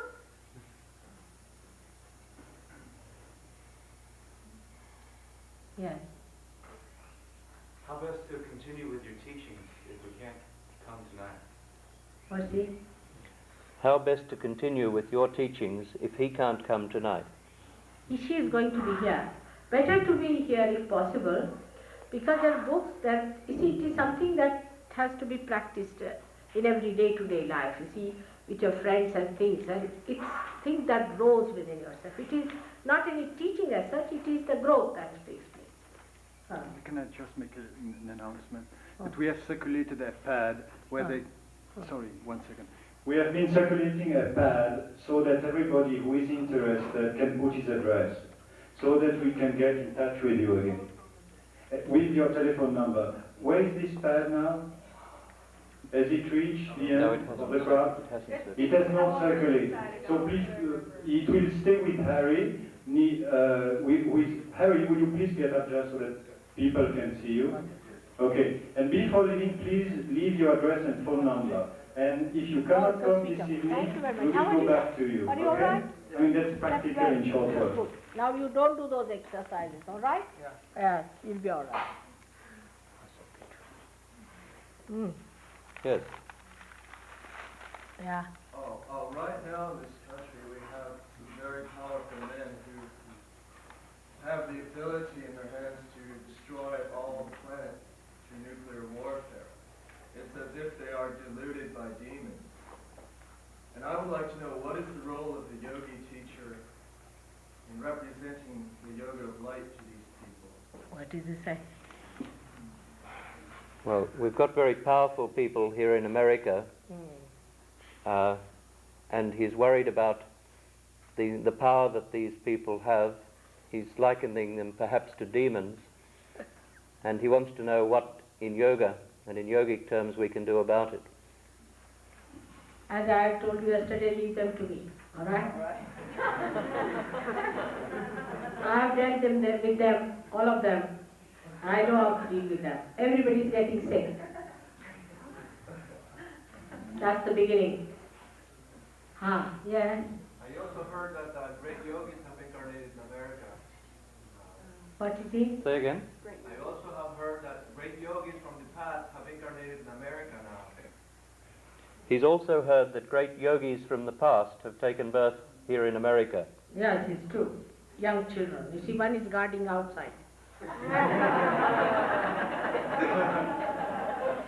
Your daughter again, the one who was sitting on your lap. Tremendous, isn't she? Like a grown-up lady. See, looking at everyone. Yesterday those two girls who walked in, there's one coming in now. Oh yes, yes, very great people are born, no doubt. No doubt about it. You should become a father of one of them if you want to. All right, good idea. So we have to have good married lives, first of all. You see, they won't be married to people who do not have good married lives, isn't it? So that we have to have first of all. So the second stage would be to marry you all.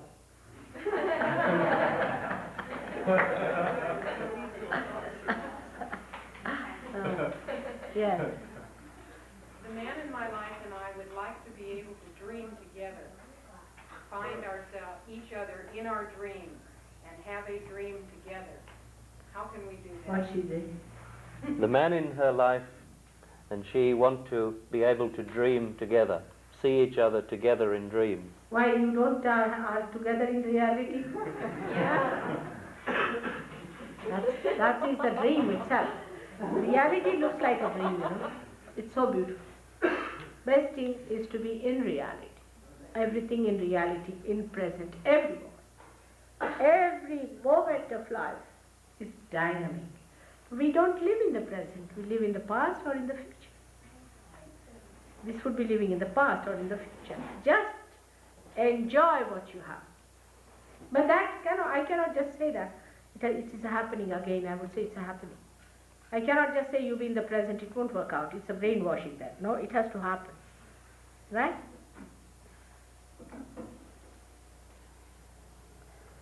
Yes? What's the best way to work with our parents, maybe who are really concerned about us and laying, are being a little interfering in our lives or whatever? What's the best way to deal with parents like that? What is it? With parents, what is the best way to deal with them if they're perhaps interfering a little in their lives? How to handle them? I'll tell you how to spread the magic of love, all right? I'll tell you. There is a way of putting a magic wand of love. It's very simple, very simple. We can work it out. They'll come round. After all, they are all human beings. If they are devils, then forget it. But if they are human beings, it's all right. They'll all come round, no problem. Yes? How can we tell if they're, you said demon set? Yeah. How can we tell if they're demon set or not? Sometimes it sure appears that way. How can you tell the difference between them, the devils and the good When people? you get discrimination power in your hands, you see, you start feeling the vibrations. And demonic people give you blisters on your hand, actual blisters. Heat. Not only heat, but blisters. Sometimes they give horrible blisters, and if you see their eyes, a demon's eyes, the pupil of the eye just disappears, just like a cat's eye. Have you seen a cat's eye? The pupil disappears. Even as a human. They look very powerful in their eyes, it's sort of hypnotic. But if you look at them steadily, their eyes will disappear. Sometimes if you touch them, they will faint.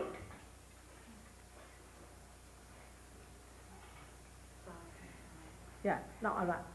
Yes. I want to continue hearing about the second coming of Jesus and Bible prophecy and how accurate that is, because you mentioned the Antichrist, and I have this definite feeling that something very heavy is going to happen, and a lot of people feel it's going to be like a heaven on earth, but there will be a massive destruction first, and maybe Jesus will only be a mental hallucination, that he will not really return, but I have this sense that something's going It's correct. You say it's going to happen, but don't ask for it just now. Let us work it out. See, let's say as many as we can. It is going to happen. Has to happen. The last sorting out. Then nobody is going to tell you, comfort you, redeem you, nothing. It's just going to happen, the last sorting out. You see, so we are just to enter into the kingdom of God, then we'll knock our doors and we'll be happy. All right. So don't worry about the destruction. The rest of it, whatever is to be destroyed, has to be destroyed. But that's not you, by any chance. Yes.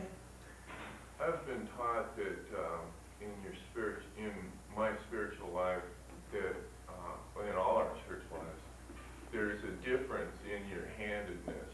Say, left-handed people think a little different than right-handed people. I was wondering if in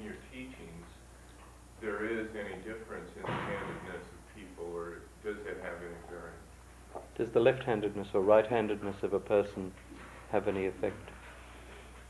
I mean, where you are left-handed or right-handed, you mean to say? Yes. No. Does it have any difference with? No, not at all. No. But you see, the left-handed, right-handed, and the central part, three things are there. But it's a permutation and combination. The human beings are made of permutations and combinations of these three gunas. You see, these are three gunas, the three moods of which we are made of, but the permutations and combinations of that. So, but this left-handedness of physical side, you mean to say, has nothing to do. All right? When you talk about left and right side, I assume you're talking about the opposite brain hemisphere. Yes. You see here, the ego and the superego. I mean, absolutely nobody is left-handed and absolutely nobody is right-handed. But by our habits and methods, we go more to the left or to the right. You see, that's our style is to go to some extremes we go, and that's how we are. When you say to the left side, you're talking about the right brain. Yes, of course, the right brain. It goes to the right side, but it is actually placed on the more on the back side. From here it starts more on the back side, and the right-sided one, though it is placed here, it's placed like that.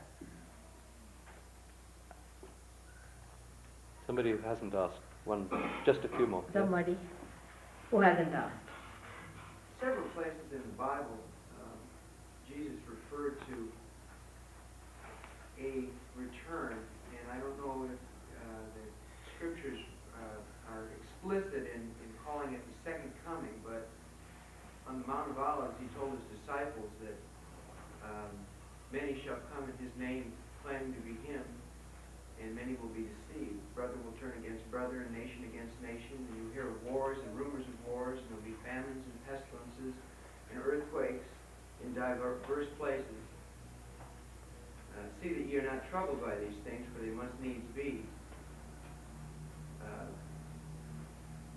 It says, many false prophets shall arise and shall deceive many, and were it possible, even the very elect of you. He's just quoting from the Bible. I'm quoting from Matthew 24, Mark 13, and I believe it's Luke 7 also. References to something cataclysmic and the return of the Son of Man, who shall come with great power and glory. 11 Rudras, you see? They are called as 11 Rudras. These 11 powers of destruction are called as 11 Rudras, which I will tell you tomorrow. Where are they placed within us?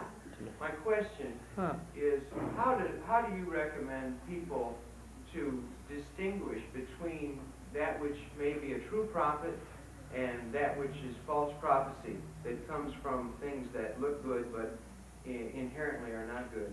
That's exactly the thing. I want to refer to, and I say this, hopefully non-judgmentally. I have been told by disciples of Sun Myung Moon, by disciples of Guru Maharaji, by followers of Love Israel. I know all of that. I've been told by their disciples they all say the same that thing. Their master is the return of Christ. And the Bible tells me if a man comes to you and says, go into the desert for Christ is there, or out on the mountain, don't believe it because it's not true. Now, can I tell you now, what you are telling is, I understand, it's true that they all say the same thing. They have to say the same thing. See, the false people have to be exactly like the person who is a real person. Now, how to make it is the problem. The problem is how to make it out, who is true, who is not. You were not there yesterday, were you? No, that's the reason. You see, you have to repeat it now. But I told them at the very outset how to make it out. First of all, you go to anyone, for any God's work, you must know you cannot pay for it. First of all. Because such a person will talk of righteousness, of holiness, of sacredness. And he himself has to have that. Thirdly, first is the money. It will hit on money. If you just say one point, even is sufficient. Second, what have you got? Say, for example, if there is a Guru Maharaj's person. Horrible, I wouldn't call him that, I call him Rakta Bij, all right. Now this fellow, if his disciple is there, all right, you see from this disciple. For example, if he says that he's got something, then you tell him, can you say, what's the matter with my chakras? Ask him. Can you say, what's the chakras, what's the matter with your own chakras? Now these people know, they will tell you where is it. They can raise the Kundalini, they can show you the raising of the Kundalini. With your naked eyes you can see the raising of the Kundalini. Not in all, of course, if you are a good vehicle, it doesn't happen. But if there is obstruction, you can see.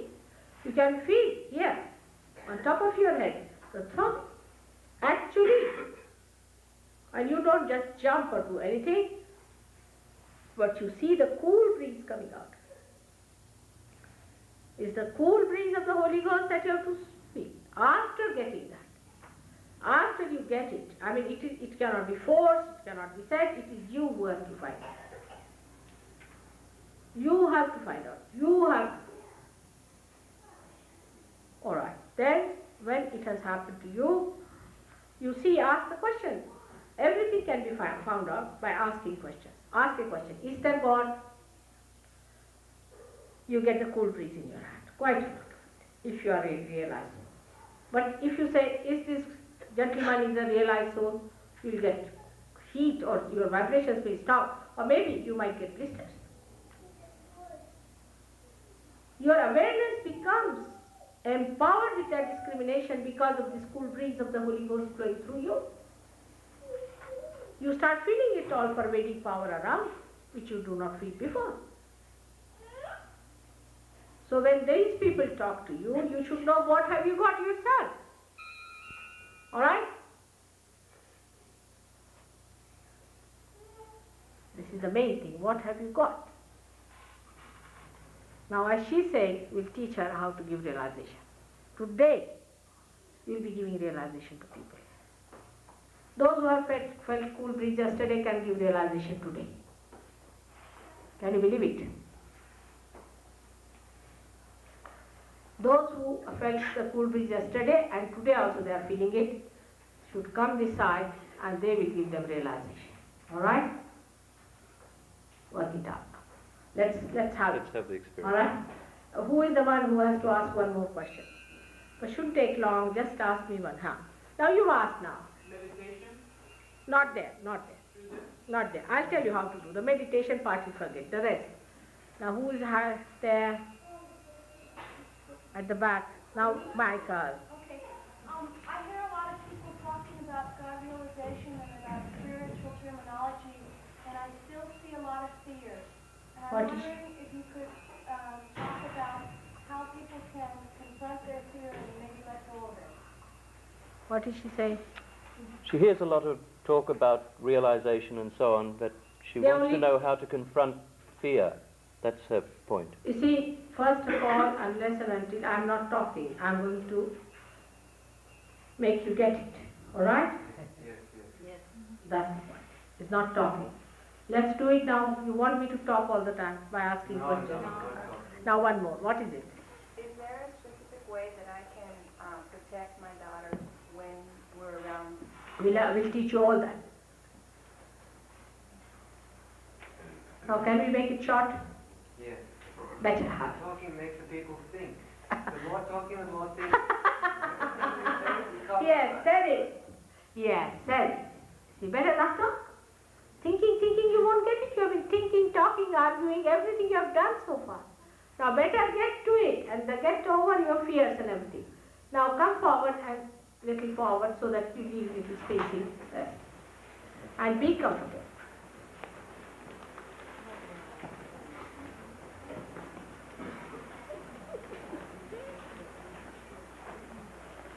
All right, sit down.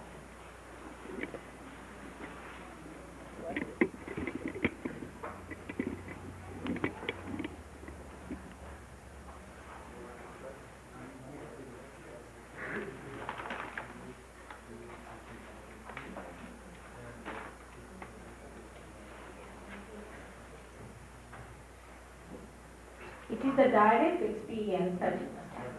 That's the main thing, not the thinking. Not the thinking. What he says is to do thinking makes you even worse. You see, thinking is not the thing. Now, put your hands towards me, just like this. Now sit in a way where you are comfortable. As it is, I would say again, take it out these little bit that heavy things. Any heavy necklaces or anything? And these rudrakshas also to be worn by people who have high blood pressure, not with low blood pressure, because that will make your blood pressure even lower. Rudraksha, you see. These are meant for people who have got high blood pressure, not for people who have got low blood pressure. You see, everything has its own place. Now close your eyes, please close, and put both the hands towards me.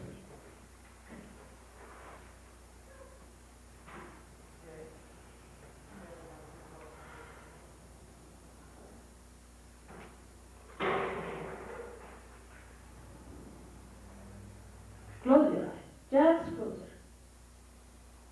And don't shake your body. Keep it steady, you have to keep it steady.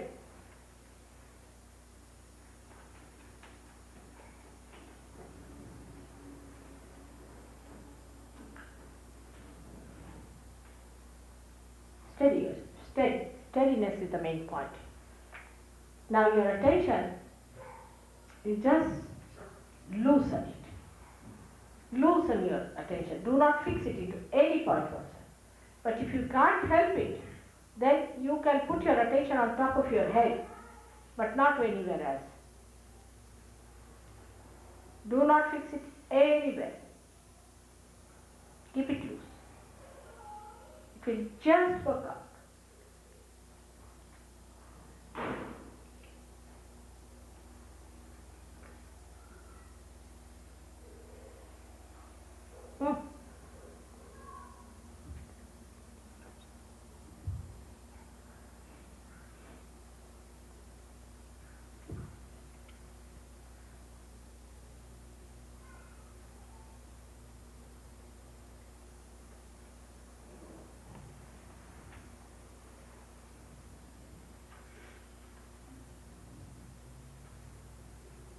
Again, put your right hand on your heart.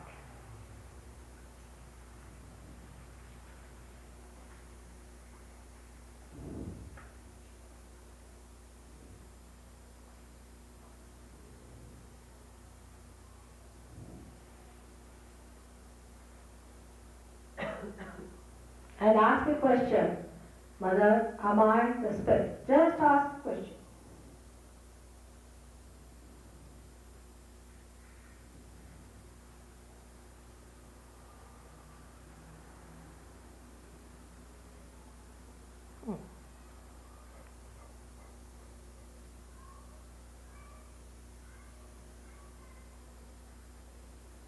Now put your right hand at the base of your stomach on the left hand side. It's the Swadhisthana chakra on the left hand side. Is just on the left hand side. It's very important. Now ask the question, Mother, am I the pure knowledge? Or make me the pure knowledge. Just say, Mother, make me the pure knowledge. You are.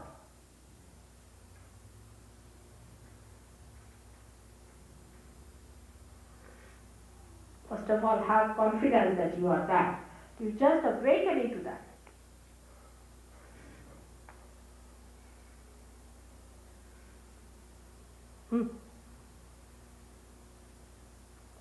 Now, go little higher in the stomach, above the ocean of the spleen. So you know that? Higher, nearer the ribs, more on the ribs. Not absolutely, little lower than the ribs. Press hard. Left hand towards me. And right hand just here, here. Now, close your eyes. Close your eyes. Close your eyes. And say, Mother, make me my own guru. Your own guru. Your own master. Make me my own guru. Press your right hand. Little deep. But don't stop your breathing. Breathe normally as much as you can. This you have to say 10 times.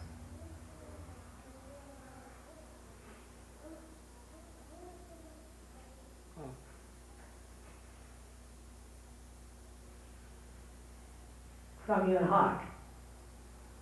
Make me my own guru. That really gives you the discrimination.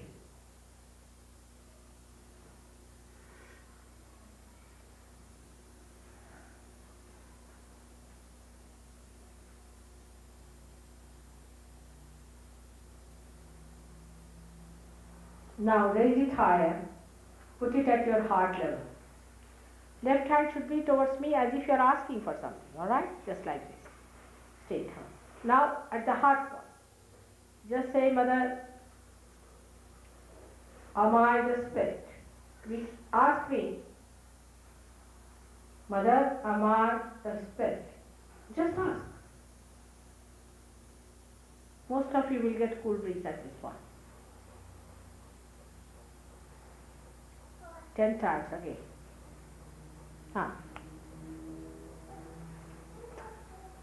So many are getting it. It's very cool. It's very cool. Good. Just ask, Mother, am I the spirit? 10 times. Good.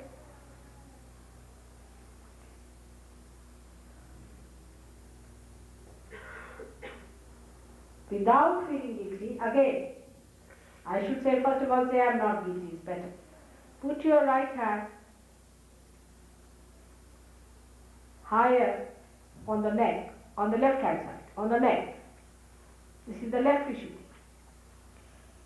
Now just say, Mother, I am not guilty. Say it again 16 times, because you people are really a very bad Vishuddhi. I was clearing yesterday till 2 o'clock in the night your left Vishuddhis. What is there to feel guilty, my children?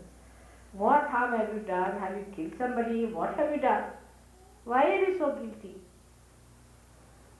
Go on saying, Mother, I am not guilty at all. Your confidence is not there.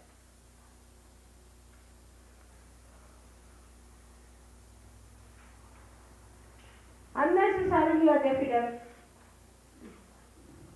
Left side, yeah. Just not to be guilty at all, alright? If you feel guilty, you are punishing yourself for nothing at all. Why are you punishing yourself? Just say, Mother, I am not guilty. Put your right hand here. Close your eyes properly. Put it down here. See, there must be a kind of a lump of your so-called guilt. All myth.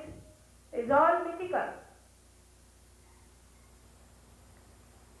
It's a very, very big myth you are carrying on and feeling sorry and suffering. What is there to suffer?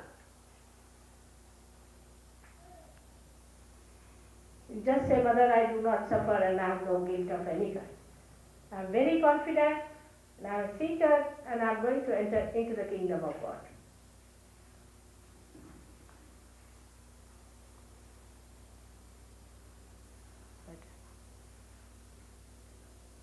Still there, still there, still there. I don't know how many years you have been doing that.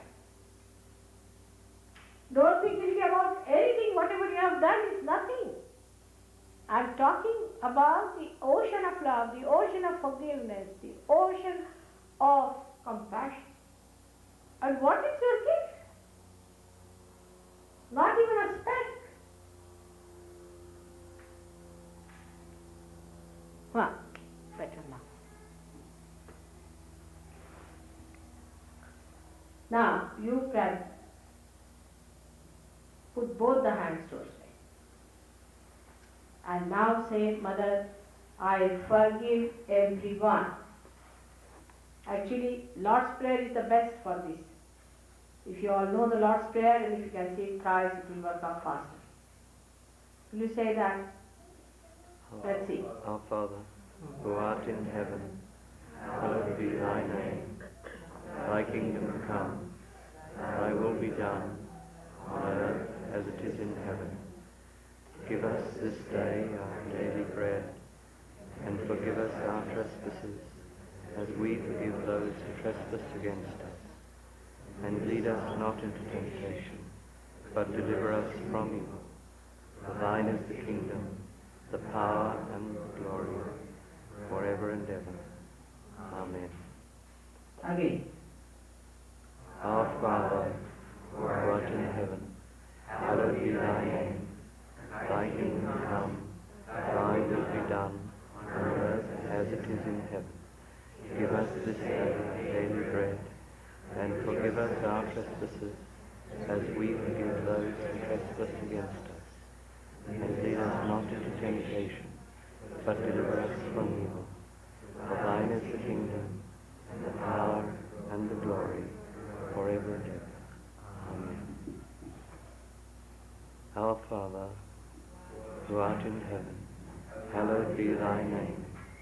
Thy kingdom come, thy will be done, on earth as it is in heaven.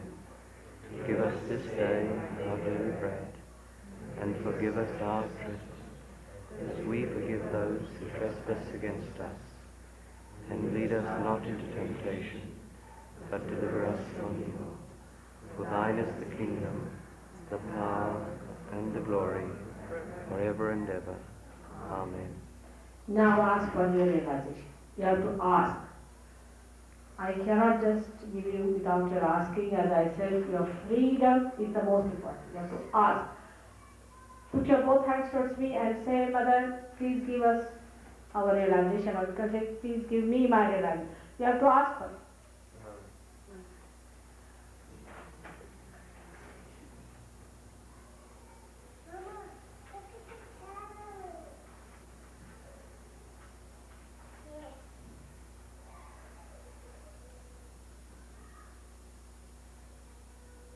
7 times. The 7 chakras. Just ask for your realization. It is your right to ask. It is your right to ask.